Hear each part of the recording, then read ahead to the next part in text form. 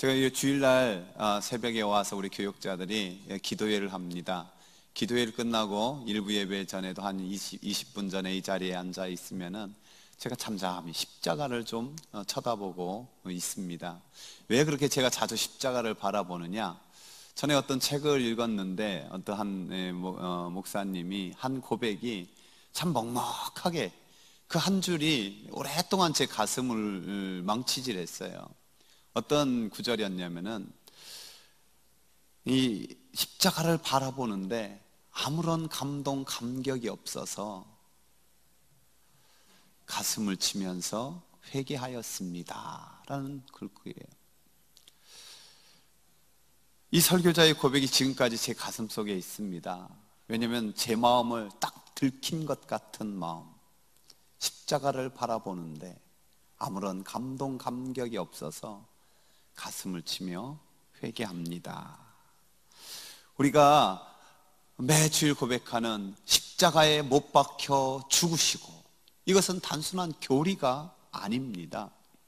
하나님의 이해할 수 없는 크고 놀라운 사랑이 우리 가슴 속에 체험되어야 될 하나님의 은혜의 사건이죠. 영원히 멸망받을 수밖에 없는 우리를 하나님께서 사랑하셔서 그 놀라운 사랑의 절정이 바로 이 십자가이기 때문에 그렇습니다. 안타깝게도 이 놀라운 사랑의 십자가의 그 은혜의 감사, 감격이 없는 사람이 많아요. 두 부류가 있는 거죠. 첫 번째는 어떤 사람이 모릅니까? 그 피 묻은 십자가의 복음을 듣지 못한 사람들, 경험하지 못한 사람들이 감사, 감격이 없죠. 복음을 듣지 못했기 때문에, 알지 못하기 때문에. 또 한편은 어떻습니까? 너무 많이 들어서 익숙한 경우에요. 그냥 무덤덤해진 거예요. 오랫동안 교회 다니며 귀가 아프도록 들었어요. 정말 처음에 놀라운 십자가의 감격을 경험할 때는 정말 눈물도 나오고 펑펑 울기도 하고, 그리고 결단도 했죠. 주님, 내가 주님을 위해서 한번 멋지게 한번 살아보겠습니다. 그 열정이 있었고, 또 찬송도 하나님 앞에 감격적으로 드리고. 그런데 그것이 흘러간 옛 노래가 돼버려서 무덤덤해지고 무감각해지고, 너무 많이, 어쩌면 이것이 오늘날 우리 성도들이 가진 영적 질병, 따라서 해보세요. 영적 질병, 영적 질병, 영적인 병에 걸려 있는데, 어떻게 보면요, 인간은요, 이게 자연스러운 현상인 것은 분명해요. 뭐냐면 이런 거죠. 여러분, 부모님들이 고생한 얘기 하면 어떻습니까? 야야, 내가 널 키우느라고 먹을 거 못 먹고 입을 거 못 입고 가고 싶은데 한 번도 못 가고 다 너 때문에, 너 때문에. 그러면 어렸을 때나 뭐 할 때는 어떤 말이에요? 엄마 울지 마. 내가 돈 많이 벌어서 엄마 다 해줄게. 근데 청소년 때 그 얘기 또 하고 해봐요. 어떻습니까? 참으로 그만 가슴이 무뎌져서 듣기 싫은 소리가 돼버리는 거예요. 고마움이 고마움으로 전달되지 않아요. 이게 우리 인간의 심성이에요. 아무리 감동적인 이야기도, 감격적인 그런 사실 자체도 듣고 더 들으면은 이게 듣기 싫은 이야기. 그런데요, 자칫하면은 우리 주님의 십자가 사건이 우리에게 듣기 싫은 이야기 또는 무덤덤한 이야기, 그것이 될 수 있는 거예요. 그러나 이것은 그렇게 돼서는 안 되는 사건이에요. 그리고 그렇게 안 되도록 하나님께서 허락하신 분이 있어요.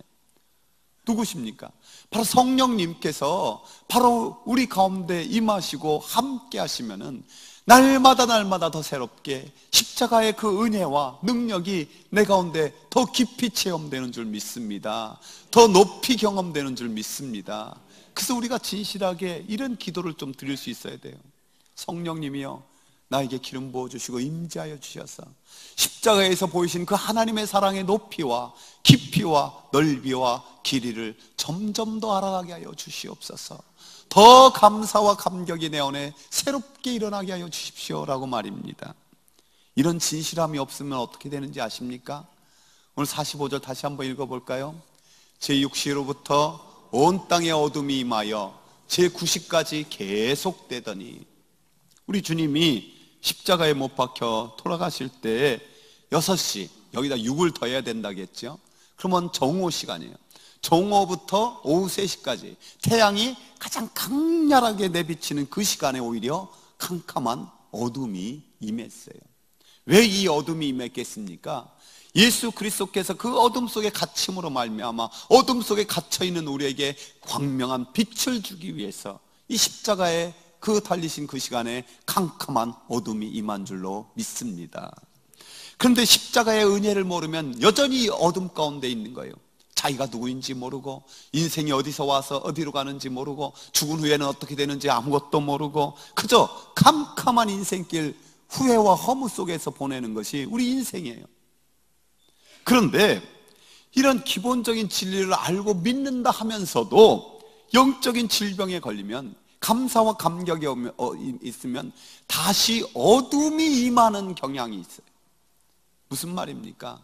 내 안에 정말 하나님의 사랑에 대한 확신과 그 기쁨과 평강과 능력은 사라진 채 별것도 않은 일에 분노하고 평강을 잃어버리고 기쁨을 잃어버리고 사랑은 온데간데 없어지고 그런 황폐한 심령이 되는 것, 그거에 어둠이 임하는 거예요. 어둠이. 저와 여러분이 어둠에 있지 않은지 돌아보고 이 사순절 깊어가는 기간에 회개할 것 있으면 회개할 수 있는 은혜가 있기를 바랍니다. 예수님께서 손과 발에 못 박히실 때, 채찍맞으실 때 얼마나 아프셨을까요? 그리고 그 십자가의 위에 달렸을 때에도 숨쉬기도 어려운데 그래도 우리 주님은 자기를 못 박은 자를 향해서 아버지 저들의 죄를 용서하여 주십시오. 저들이 자기들이 하는 짓 알지 못하고 하는 것입니다. 그리고 효자이기 때문에 그 어머니 부탁하죠. 사랑하는 아들아, 내 어머니다, 내 어머니다 부탁한다. 계속해서 조롱하는 소리가 들리는 거예요. 네가 메시아이면 십자가에서 한번 내려와 봐라. 저가 남은 구원하였으나 자기는 못 구원하는도다. 온갖 비난과 조롱과 그 아픔 고통, 주님은 다 참으실 수 있었지만 단 한 가지, 하나님 아버지께서 자신을 외면하는 것, 그건 참 견딜 수가 없는 고통이셨어요. 그래서 오늘 아버지 하나님께 부르짖잖아요. 엘리 엘리 라마 사박다니, 하나님 나의 하나님 나의 하나님 어찌하여 나를 버리시나이까. 그러자 사람들이 야 엘리야를 부른다고 신기해요. 어떤 사람은 좀 고통을 덜해주고자 신포도주 입에 적셔올라. 근데 그것마저도 못하게 하면서 야야야 한번 구경해보자, 엘리야가 와서 저를 구원하나 한번 찾아보자. 전능하신 하나님께서 왜 독생자께서 이런 비난과 조롱받게 내버려 두십니까? 전능하신 하나님께서 왜 주님의 부르짖음을 외면하셨습니까? 아니 전능하신 하나님께서 왜 이 독생자를 버려 두셨습니까? 우리는 그 이유를 너무너무 잘 알고 있어요. 나를 사랑하셔서 나를 구원하시려고, 나의 모든 죄를 다 담당하게 하시려고. 그렇습니다. 인류가 가진 사형의 방법 중에 가장 저주스러운 죽음이 십자가였죠. 성경이 이렇게 말씀하고 있잖아요. 함께 읽어볼까요? 그리스도께서 우리를 위하여 저주를 받은 바 되사 율법의 저주에서 우리를 속량하셨으니 기록된 바 나무에 달린 자마다 저주 아래 있는 자라 하였습니다. 아멘. 예수님께서 나를 대신해서 저주를 받아서 십자가에 못 박혀 죽으신 것을 믿습니다. 근데 그런 내가 도대체 어떤 사람입니까? 아직도 연약한 자일 뿐이에요. 연약한 자, 구원해보자 별 볼 일 없는 사람이라는 거예요. 여러분 구원받아서 아주 훌륭한 사람이 되셨습니까? 그런 우리가 여전히 경건하지 않는 자라는 거예요. 정말 하나님의 영광과 하늘의 영광을 위해 산다고 하지만 어떻습니까? 신령한 은혜를 바란다고 하지만 여전히 세상 복을 더 구하고 있지는 않습니까? 여전히 죄인이라는 사실이라는 거예요. 여전히 죄 가운데 뒹굴고 있고요. 언제나 하나님 바라보고 싶다고 찬양은 드릴지 모르지만은 사람 눈치, 사람 시선, 거기에 더 많이 마음을 빼앗겨 사는 것이 우리의 현주소가 아닙니까? 그럼에도 불구하고 여전히 하나님은 날 사랑하시는, 그래서 독생자의 간절한 외침을 외면하시고, 아니 듣지 않으시고 버려두신 사건이 십자가죠. 이 은혜를 깨달은 사도 바울 그래서 이렇게 선포하고 있습니다. 우리 함께 읽어봅시다. 우리가 아직 연약할 때 기약대로 그리스도께서 경건하지 않은 자를 위하여 죽으셨도다. 의인을 위하여 죽는 자가 쉽지 않고 선인을 위하여 용감히 죽는 자가 혹 있거니와, 우리가 아직 죄인 되었을 때 그리스도께서 우리를 위하여 죽으심으로 하나님께서 우리에 대한 자기의 사랑을 확증하셨느니라. 아멘. 여러분, 하나님 아버지께서 독생자를 버리시기까지 하면서 나를 사랑하셨기 때문에 우리는 감히 이렇게 고백하잖아요. 한번 고백해 봅시다. 하나님께서 예수님보다 나를 더 사랑하십니다. 자, 저처럼 나를 할 때 가슴에 다시 손을 얹고 다시 해봅시다. 하나님께서 예수님보다 나를 더 사랑하십니다. 믿습니까? 여러분, 근데 이름 믿는데 어떻게 그 고백을 감사와 감격 없이 저 십자가를 바라볼 수 있단 말이에요. 예수님께서 크게 소리 지르고 떠나가셨다, 돌아가셨다라고 기록하고 있어요. 누가복음은 이것을 좀 자세히 이렇게 기록하고 있습니다. 예수께서 큰 소리로 불러 이르시되 아버지, 내 영혼을 아버지 손에 부탁하나이다 하고 이 말씀을 하신 후 숨지시니라. 다시 한번 묻습니다. 왜 예수님께서 이렇게 비참하게 죽으셔야 했습니까? 나 때문입니다. 나를 사랑해서. 여러분, 다시 이 십자가의 정확한 의미를 말씀에서 살펴보기를 원해요. 구약 성경에서 죄에 대한 형벌을, 죄에 대한, 서로에 대한 것을 이렇게 하라고 명령하셨어요. 눈은 눈으로, 이는 이로, 손은 손으로, 발은 발로, 된 것은 된 것으로, 상하게 한 것은 상함으로, 때린 것은 때림으로 갚을지어다. 이게 너무너무 원시적인 법이라고, 성경 어떻게 이런 원시적인 법을 했을까라고 생각하는데요, 당시에 이거는 보복의 한계를 정하는 아주 합리적인 법이었다라는 사실이에요. 여러분, 죄악된 인간이 어떻습니까? 여러분이 누구한테 한 대를 뺨따기 한번 딱 맞았다고 합시다. 가서 너 뺨때기네 한 대 딱 때리면 다 풀어졌어, 시원해, 이게 됩니까? 되는 사람 상당히 훌륭한 사람이에요. 한 대 가지고 안 되는 거, 한 대 맞으면 두세 대 막 때려야, 그래야 속 시원한 게 인간이에요. 누가 나를 일을 한번 딱 쳤는데 잘못해 이거 하나 빼줬어요. 그럼 가서 내가 하나만 딱 빼야 되니까 실로 묶어서 내가 하나 빼줄게, 이래가지고 속이 풀려요? 이가 서너 개는 왕창 뽑아야 이게 시원한 거예요. 이게 인간의, 죄악된 인간이에요. 그렇게 하지 말라는 거야. 그렇게 하지 말라는. 그래서 여러분, 눈은 눈으로, 이는 이로, 이게 손해본 건 손해본 거로, 이 보복의 복이 예수님이 오셔서 없어졌습니까? 여러분, 없어진 게 아니에요. 주님은 완성한다고 그랬어요, 율법을. 즉 주님께서는요, 우리에게 대한 죄에 대해서 더 엄격하게 말씀하셨으면 우리가 알잖아요. 사람을 죽여야 살인이 아니라 그걸 미워하고 욕하고 이 나가라 이 바보 같은 놈아, 그 자체가 살인이라고 말씀하셨어요. 여인을 보고 음욕을 품은 자마다, 요즘에 사랑에 애정 표현이 온갖 하는 음욕을 품은 것 자체가 간음이라고 하셨어요. 그렇다면은 오늘 우리가 얼마나 많은 살인을 저지르고 얼마나 많은 간음 속에 있는 겁니까? 그런데요, 더 무서운 것은 그러한 죄악을 대하는 우리의 태도가 어떻게 되느냐. 주님이 이렇게 말씀하셨어요. 우리 한번 같이 읽어봅시다. 만일 내 오른 눈이 너로 실족하게 하거든 빼어내 버리라. 내 백체 중 하나가 없어지고 온몸이 지옥에 던져지지 않는 것이 유익하며, 또한 만일 내 오른손이 너로 실족하게 하거든 찍어내 버리라. 내 백체 중 하나가 없어지고 온몸이 지옥에 던져지지 않는 것이 유익하니라. 여러분, 그럼 우리가 어떻게 해야 돼요? 죄를 범하는 내 눈은 빼버려야 되잖아. 죄를 범하는 내 손 잘라버려야 되잖아요. 죄를 지었는 내 발 잘라버려야 되잖아요. 근데 진짜 이렇게 잘라버린다고 해결이 됩니까? 어느 전설적인 도박사들, 이게 도둑이 아니라 도박하는 사람, 그런 이야기 들어본 적 있잖아요. 어느 날 도박하다가 마음에 결심을 좀 했어요. 내가 이거 정말 하지 말아야겠다. 나와 내 가정 다 파괴하는데.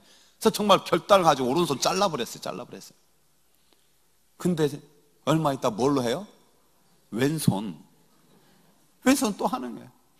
그래서 또 결심해서 같이 이거 잘라버렸어요. 근데요, 나중에 또 뭘로 하는지 아세요? 발가락 사이. 어떻게 이렇게 잘 알아요? 그게 인간이라는 거예요, 인간. 우리 죄악된 심정에서 벗어날 수 없어요. 그래서 제가요, 이 사순절 기간이 깊어질 때, 고난주간이 가까울 때 늘 저 십자가를 바라보면서 묵상하며 적용하는 것은 이거예요. 주님이 내 죄지은 이 손 잘라버리고 못 박힌 주님의 손을 끼워주신 것이 십자가군요. 내 발 잘라버리고 못 박힌 주님의 발 끼워주신 것이 십자가군요. 내 더러운 마음, 탐욕, 탐심, 이 마음, 이 심장 파내고 창으로 찔리신 주님의 심장 끼워주신 것이 저 십자가군요. 내 더러운 생각들, 더러운 야망들, 그 머리 잘라버리고 가시관 쓰신 그 주님의 머리를 끼워주신 것이 저 십자가군요. 십자가는 원래 내 모습 그대로입니다. 죄와 저주 가운데 영원히 멸망받아야 될 그 모습 대신 주님이 짊어지신 것. 그래서 그 주님이 짊어질 때 성소의 휘장이 위에서 아래로 쫙 찢어지고 하나님께 나갈 수 있는 길이, 하나님의 보좌 앞에 나갈 수 있는 길이 활짝 열린 은혜의 사건.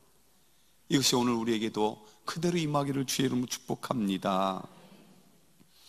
예수님께서 돌아가시자 땅이 진동해, 지진이 일어난 거지, 지진이. 그리고 특별히 무덤이 열리며 자던 성도들의 몸이 많이 일어났어요. 이 현상을 보고 그것을 지켜보았던 사람들이 어떻게 고백합니까? 우리 말씀 한번 같이 읽어봅시다. 백부장과 및 함께 예수를 지키던 자들이 지진과 그 일어난 일들을 보고 심히 두려워하여 이르되 이는 진실로 하나님의 아들이었도다 하더라. 아멘. 백부장과 지키던 군병들, 그 사람들이 고백하는 거예요. 이는 진실로 하나님의 아들이었도다. 너무 귀한 고백이죠. 그런데 이런 생각해 봤어요. 저들이 정말 계속해서 이 고백을 유지했는가? 계속해서 그 고백을 가지고 믿었는가? 믿음 생활했는가? 했어요? 안 했어요. 예수님 무덤 지키다가 졸고만 하고, 또 그 부활하신 것 경험도 못하고 빈 무덤 봤으면은 참으로 깨달아야 되는데 돈 몇 푼 때문에 제자들이 훔쳐갔다는 거짓 증언자로 그대로 저 거짓 증언자가 된 것이 이 무덤 지키던 자, 십자가 지키던 자였어요. 왜 그랬습니까? 왜 그들이 그 귀한 고백이 믿음으로 연결되지 않았을까요? 예수 그리스도의 생명의 말씀이 없어서, 십자가의 참된 도, 진리가 그 가운데 없었기 때문입니다. 사도 바울이 이 진리를 이렇게 선포했는데요. 유대인은 표적을 구하고 헬라인은 지혜를 찾으나 우리는 십자가에 못 박힌 그리스도를 전하니 유대인에게는 거리끼는 것이요 이방인에게는 미련한 것이로되 오직 부르심을 받은 자들에게는 유대인이나 헬라인이나 그리스도는 하나님의 능력이요 하나님의 지혜니라. 유대인들은 표적을 구했어요. 그들에게 선지자는 모세, 엘리야, 엘리사. 왜? 그들이 제일 많은 표적을 행했으니까. 말씀보다도 표적 자체로 신앙의 근거를 삼기 원했고, 메시아가 오면 엄청난 표적, 십자가에 달려도 십자가에서 다시 뛰어내려서 이스라엘을 독립시키고 구원시키고 그런 것을 상상했어요. 여러분, 표적으로 보고 믿는 거예요. 신비주의라고 하죠. 우리 기독교 신앙은 분명히 신비로운 사건이에요. 하지만 신비주의는 아니에요. 체험에 근거하는 것이 아니라 하나님의 말씀에 근거하고 십자가의 도를 정확히 깨닫고 붙들고 이해하는 것, 이것이 중요해요. 왜? 그것이 지혜요 능력이니까. 십자가가 다이너마이트, 능력이 되는 줄 믿습니다. 왜요? 참으로 하나님의 사랑에 확증을 주는 능력, 그 사랑으로 나도 누군가를 용서할 수 있는 능력, 내 죄를 깨달을 수 있는 능력, 내 죄를 깨끗이 씻어버리는 능력, 또한 이제 죄와 싸워 이길 수 있는 능력까지도 십자가는 주는 줄 믿습니다. 이스라엘 백성들이 불뱀에 물려 신음할 때 구리뱀을 달아놓고 쳐다보면 살리라, 믿음으로 바라보면 사는 거예요. 마라의 쓴물이 단물로 바뀌어지는 거예요. 할렐루야. 저와 여러분이 쓰디쓴 인생이랄지라도 다시 십자가를 붙들고 그 능력과 그 지혜로 말미암아 감사와 기뻐하는 인생으로 변화될 수 있기를 축복합니다. 지금도 여전히 십자가는 유대인들에게는 거리끼는 거예요. 아직 믿지 않는 이방인들에게는 미련한 거예요. 그러나 우리에게는 십자가만이 하나님의 능력이고, 이 능력으로 우리가 구원받은 하나님의 자녀가 되었음을 믿습니다. 그런데요, 우리가 구원받은 하나님의 자녀가 됐다는 그 고백으로 끝나버리면 안 되는 거예요. 뭐냐? 이제 나도 내 십자가 지고 주님 따르겠습니다라는 결단으로 이어져야 된답니다. 이 결단으로 이어지는 것이 구원받은 하나님의 자녀에서 진심으로 예수 그리스도를 따르는 제자로의 대전환점, 그것이 바로 십자가를 믿음으로 구원받는 것에서 멈추지 않고, 나도 내게 주신 십자가 지고 주님 따르겠습니다라는 결단과 순종의 걸음이 그 은혜를 갖다 준답니다. 주님께서도 이렇게 말씀하셨잖아요. 자기 십자가를 지고 나를 따르지 않는 자도 내게 합당치 않다고 말입니다. 이 사순절과 고난주간에 사람들이 이런 생각하잖아요. 우리 주님 채찍 맞으실 때 얼마나 아파하셨을까, 그 십자가 지고 갈 때 얼마나 고통스러웠을까, 십자가는 얼마나 아프셨을까. 당시 예수님 십자가 지고 갈 때 그 옆에서 그것을 보면서 엉엉 울었던 여인들이 있었잖아요. 근데 주님은 매정하게도 그 여인들에게 이렇게 말했어요. 나를 위해서 울지 말고 너와 내 자녀를 위해서 울라고. 무슨 말씀입니까? 너와 내 자녀들이 자기 십자가 똑바로 지고 나를 따르는 그런 사람이 되도록 힘쓰라라는 말씀이죠. 여러분, 내 십자가가 그럼 도대체 뭘까요? 목사님께서 하도 십자가 져라 십자가 져라 하니까 어떤 집사님이 갑자기 앞에 있던 십자가 목걸이를 뒤로 넘기더래. 그게 십자가 지는 겁니까? 십자가 지는 삶은 정말 하나님께서 나를 이 땅에 보내신 그 목적, 그걸 깨닫고 왜 살아야 되는지 사명을 깨닫고 그것을 힘써 이루어 나가며 사는 삶, 이게 진짜 십자가 지는 거죠. 예수님께서 십자가 위에서 하나님께서 내게 허락하신 사명 다 이루었습니다라고 선언했듯이 그렇게 할 수 있는 인생, 후회로 끝나는 것이 아니라 감사와 감격으로 끝나는 인생, 사도 바울이 그것을 실천에 또한 보였잖아요. 그거 어떻게 결단합니까?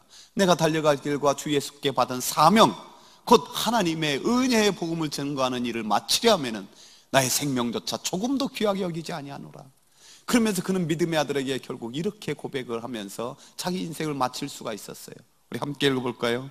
내가 선한 싸움을 싸우고 나의 달려갈 길을 마치고 믿음을 지켰으니 이제 후로는 나를 위하여 의의 면류관이 예비되었노라. 여러분, 저와 여러분이 내게 있는 십자가 너무 두려워할 필요가 없어요. 영국의 신학자 러더호프는 이런 말을 했었거든요. 새가 날개는 그 자체가 무거운 짐이지만 그것 때문에 창공을 날릴 수가 있고, 배의 큰 돛은 거추장스럽지만 그것 때문에 항해할 수가 있고, 우리에게는 십자가는 비록 힘들지 모르지만 그것 때문에 천국에 이르게 된다라고. 우리나라 이 고백을 주기철 목사님이나 손영원 목사님 항상 하던 고백이었어요. 내가 십자가를 지려하는 순간 십자가가 나를 지고 죽게로 이끌어 간다고. 그렇습니다. 저와 여러분이 진심으로 십자가를 지려는 순간 그 십자가가 저와 여러분을 짊어지고 하나님께 나가게 함을 믿습니다. 그 십자가가 저와 여러분을 하여금 의의 면류관, 영광의 면류관의 주인공이 되게 하실 것을 믿습니다.